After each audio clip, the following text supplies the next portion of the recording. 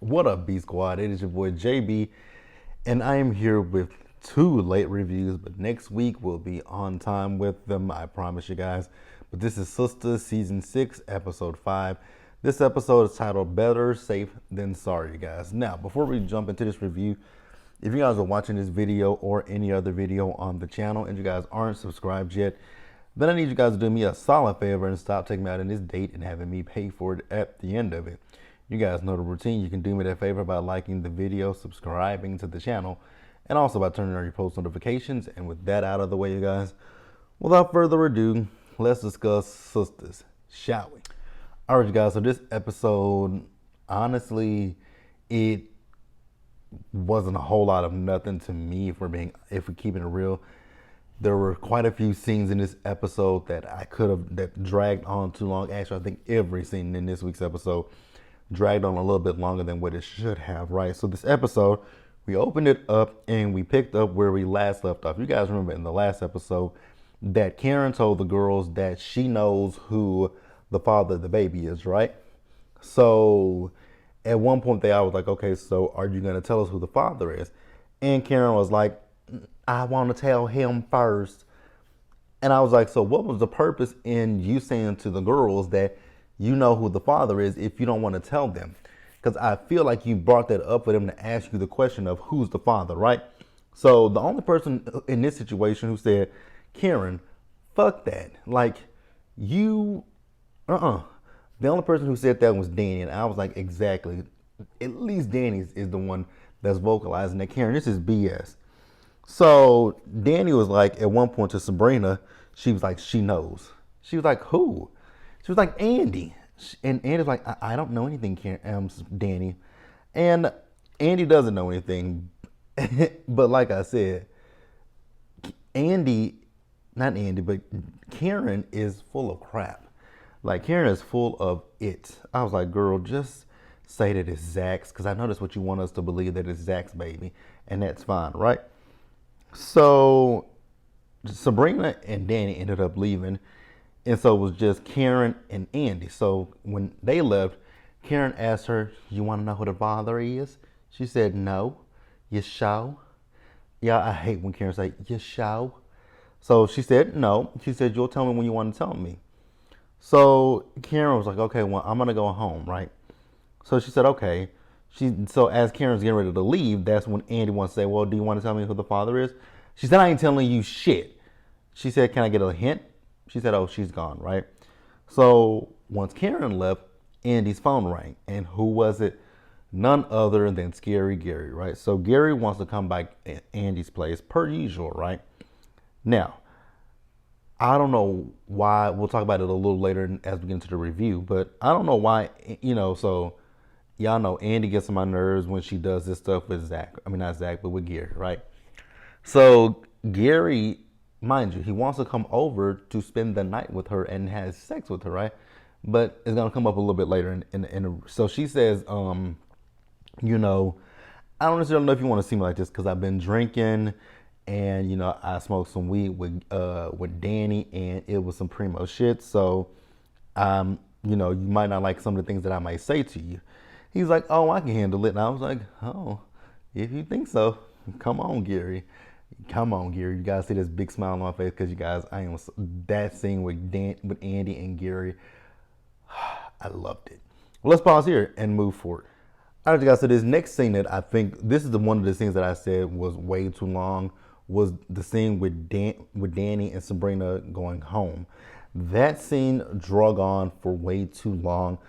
And actually in my notes, a lot of my notes are very short because the scenes are very long, but the dialogue is what kept it going. This scene with Danny being high in the car, I'm driving, I can see your future, don't do this, don't do that. I was like, Tyler, did we really need that whole long drawn out situation? Because this scene with Danny and Sabrina, like I said, was drawn out. So they talked about who they think the father of Karen's baby is. Danny is imagining that it is Aaron's, and Sabrina says that she thinks it's Zach's child, right? You guys let me know what you think in the comment section below. For me personally, I think Tyler is going to keep us in some kind of a suspense with this, but I do believe ultimately he's going to make it Zach's baby, right? And that's fine. So then Sabrina was talking about, her job, all the money that she has in her 401k, her savings, and, some retirement investments. I think she had like $190,000, right? But she doesn't want to take it all out. I'm like, girl, if you ain't got no money. Now, the 401k, I know you'll take a penalty with that. That I know you'll take a penalty with. So I wouldn't necessarily withdraw from the 401k. But if you got retirement investments, then take something from them investments and have your savings and leave your retirement. I mean, if they fire you from the bank, they're going to give you your 401k. Like, because I remember my last job that I had about, I had actually they had to pay me all of that money. They had to pay me my 401 money from my 401k because I had money in the 401k. They had to pay me for my PTO. So yeah, Sabrina, if they fire you, if you got PTO and you got for money in your 401k, sis, they're gonna have to pay it to you because you earned it. They can't keep that. So I don't know what Sabrina is talking about, but I do know that Danny told Sabrina not to trust Bayo. I was like, thank you. Even a high woman can see that man is not trustworthy. So then we move over to Karen. So Karen got a phone call from Pam, right? So Pam just wants to check on Karen to see if Karen is good, and Karen got this dank ass attitude. I was like, damn, Karen, why do you always have such a stank ass attitude? So, she's talking to Pam, and I'm sitting here thinking to myself, like, you're still upset with Pam, but the fire chief told you that it was not Pam who caused anything to your salon. It was a homeless man in the back. So why are we mad at Pam? And then on top of that, why are we mad at Pam? Because here's my thing when it comes to Pam. The thing is, she wants to be mad at Pam, but you have stylists that work in the shop, in the salon. So you're not going to be mad at the salon, at the stylist who didn't turn off her own curlers. You're going to be mad at Pam. Like, Karen, make it make sense, because it doesn't make any sense to me, right? So they're talking about rebuilding, and Pam asked her, why didn't you have insurance? She said when Isaiah took her clients to cut costs, she just let go of she just kind of let go of it. And I was like, honestly, that sounds stupid as fuck. Like, never mind. It don't sound smart, because if I can see it, maybe okay. I'm gonna let Karen have that one, because if she had the money coming in, then that's fine. I get it. I understand it, right? I understand it. So then, Pam brought up the fact that Zach said he would help her rebuild. And when Pam was talking about, when she brought up that, I was like, but didn't Zach just give her the money that, he owed her, for all the things that she's done for him over the years? Girl, what happened to that money? Like, that was a lot of money that he gave you. You can use that to rebuild, but, it is what it is, right? So Pam is telling Karen to call Zach up, right? She's reluctant to do so. I'm like, girl, do what you got to do, okay? At this point, do whatever the hell it is that you got to do. Because, you ain't got shit. Like, you ain't got nothing. But hey, Karen's going to do whatever Karen wants to do, and JB ain't going to much more give a damn, right? So let's pause here and move forward. All right, you guys. So next up, we move over to Maurice and Calvin's place, right? This is another scene that I said drug on a little bit too long for me. So I will say I agree with Maurice when he was talking about that decor of whatever that shit was that Calvin had. I was like, well, what is it? It looks like one of them, volcano, those lava glasses. It looked like it just erupted in this apartment, because everything in that apartment was loud and tacky. And all this scene really was Maurice cracking on how tacky the decor was. Nothing happened in this scene. Calvin did say that he'll pay the rent, right? He said he'll feed Maurice. But mind you, this is another one of them long, drawn out ass scenes. And I was just like, what did I just get from this scene? Because if I show you guys my notes, I'm going to tell you guys what my notes say. My notes say, "What in the 70s hell is this mess?" Calvin put in Maurice's apartment. It's so loud and tacky. That's all that's in my notes, you guys, because there was no real true conversation. It was just a bunch of Maurice saying, talking shit about the stuff, and I was just like, so Tyler, why is it seem like that's one of my grievances and gripes when it comes to Tyler, is the fact that his scenes are just so long and so drawn out. It just, to me, it makes no sense. But hey, it is what it is, you guys. So yeah, let's move on to the next scene. Preston. Preston went to go check on Zach. Much like Karen had an attitude with Pam, Zach has an attitude with Preston, and I'm like, what is it with you and Karen having attitudes in this episode? Like, it ain't making too much sense to me. Like, why y'all got these stank ass attitudes? But yeah, he has an attitude, and Preston was coming to check on him. Now, did Preston show up uninvited? Absolutely. I would be pissed about. I would be more pissed about you showing up uninvited instead of you talking about the fact that you saw Fatima and she looked pissed and upset. I mean, what did you expect, Zach? Granted, I can see both sides of this coin, right?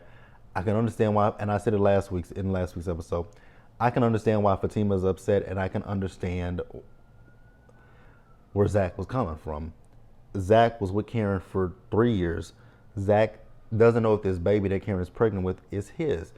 And then with Fatima, it's like, damn, you just immediately ran to her. You didn't even let her best friends run to her. So I get both sides of the coin, and I'm not too upset about it.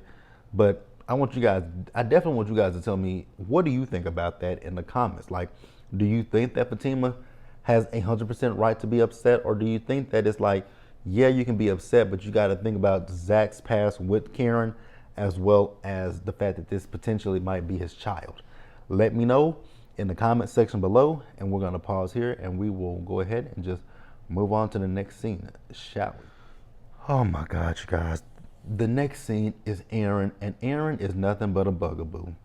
That is the nicest thing that I can say about Aaron. The man is a bugaboo. Like, Karen didn't want you to come to her home, and you still show up like, I don't know who's worse when it comes to being uninvited. If it's Aaron or if it is Preston. Honestly, I think it's just really going to end up being Aaron, right? Because we know Karen was like, she's asked Aaron for space, but yet instead the man continuously shows up to her place, and it's just like, dude, give this woman some breathing room. That's all I think Karen's really asked for from you, is just a little bit of breathing room. But you won't give her that respect to have a little bit of space and a little bit of being able to woo-saw away from you, right? So he showed up to her apartment. He told her he knows who the person was that's in the salon. It's the homeless man from the back. And, he's talking about, he wants to talk to her about that woman that showed up to the salon. And I was like, oh, so now you want to talk about this woman. Okay. Have an issue with Karen. So Karen, why are you upset with Aaron? Despite the fact how I feel about Aaron was trying to be with you. And like he said, you were very indecisive. So if he saw another woman, I don't understand what your grievances are, because he wasn't cheating on you because he wasn't in a relationship with you. So do I believe Aaron is too good to be true? 1,000%. But you guys have heard me say that numerous times, that I believe that Aaron is just way too good to be true. So what happened after that? She's talking about rebuilding the shop, but she told Aaron that she doesn't need anything from him, and he eventually left, right? So when he left, she called Zach up, right? And so her and Zach were having a conversation. Zach is talking about how he loves Karen, and I don't doubt that Zach loves Karen. Do I think that Zach is still in love with Karen? Actually, I would say it's a possibility that he could still be in love with Karen, because like I've said numerous times, because when it comes down, like I've said about a lot of these people on this show, none of them have been in relationships that long. So I do believe that he could still be in love with Karen. I do believe that he's possibly still in love with Karen, even though he is engaged to Fatima. And while he was on the phone with her, he told Karen he loved her. As he told her he loved her, Fatima walked into the apartment, right? And Fatima overheard that. So then after that, she finally picked up on the clues that Fatima walked in. So then she just wanted him to say he loved her. I'm like, girl, he already told you that once. Why are you trying to you're just trying to rub this in Fatima's face at this point, right? So I just skipped a whole entire scene, you guys. So let's backtrack real quick to Gary and Andy. So the scene with Gary and Andy, you guys, was a really good scene to me. I enjoyed it because, again, it was another kind of a long, drawn out scene, but it was a good scene to me nonetheless, right? So remember earlier I told you guys that Gary wanted to come over to Andy's place, right? Mind you, we all know why he wants to come over. He wants to come over to have sex with Andy, right? So remember, Andy is high. Andy has been drinking. So they sit down with each other, and Gary got his little feelings hurt by Andy because Andy told him, and I mean, she didn't spare anything when she told him she doesn't know why she still deals with him. She said, actually, I do know why I still deal with you, because the sex is good. He's like, so it's just the sex. She's like, yes, it's just the sex. She was like, and Andy is a lonely person, so she would take anything from Gary. And I'm like, that's really kind of sad. And I think that you might want to take an internal look at yourself and go to therapy and figure out why that is, right? Like there's something internally wrong with you that you will put up with everything that Gary has done to you just because he has good sex. Because she even said at one point that Robin's dick is bigger, and he's like, that's not true. Ooh, someone's ego is hurt. Oh, it was just so fun to watch that scene because I was like, baby, Gary's ego is bruised, and I was living for the moment because I was really enjoying it. I was just in there eating it up. I was like, yes, Andy, keep going, because the more you look at Gary, he was increasingly getting pissed. But I'm like, Gary, you only came over because you wanted to have sex with her. So why are you so upset and shocked and surprised that she's telling you the only reason why she keeps you around is because the sex is so good? Like, you know that. You know that the only reason that you're still, because I mean, you're not engaged to her anymore, right? Because that engagement wasn't real. That's why I did air quotes, because that engagement wasn't real. I felt like that engagement was under duress. Like everything with Andy, I just don't think she does it because she loves Gary. I think she's done it because she likes the sex from Gary. So if I give him this, if I say yes, we'll get engaged, then I can continue to have sex with him. If I do this, then if I take this apartment, then I can continue to have sex with him. If I take this car, then I can continue to have sex with him. I think everything with Andy is a sexual transaction, unfortunately. And that's really sad because, like I've said plenty of times, Andy is an attorney, and we know she worked hard to go to college. She passed the bar exam. But when it comes down to it, she is a bird. She is book smart, but street smart she's not. And and she's emotionally inept. There's a lot of things wrong with Andy, right? There are a whole lot of things that are wrong with Andy. That's why I say I think Andy would benefit from some therapy, because I just want Andy to look at herself and ask herself, why do I put up with the bullshit that is Gary? Because one of my followers said to my followers on Twitter was like, where is Gary's kids? I was like, probably in the same jail cell as Jasmine, because you guys remember, Jasmine is still in jail for shooting Gary. In what season was that? We're in season 6, right? So was that season 4 when she shot Gary? I do not remember, you guys. I really don't remember if it was season 4 or if it was season 3 when she shot him. I know, actually, it was the end of one season, and then we started the next season with that. Which season was that? You guys can let me know in the comment section, because these seasons have started to kind of melt together. I don't know which season is which. But yeah, you guys, that is our episode review of Sistas. I am so sorry this is late, you guys, but next week we will try to be back on. I will try to be on time with Sistas. But yeah, you guys, let me know what you guys thought about this episode in the comment section below. Subscribe to the channel and turn on your post notifications. And with that out of the turn your post notifications, share the video, and until next time, stay safe, you guys. Take care of yourselves, wash your hands, be blessed, and I will see you guys in the next one. Bye, guys.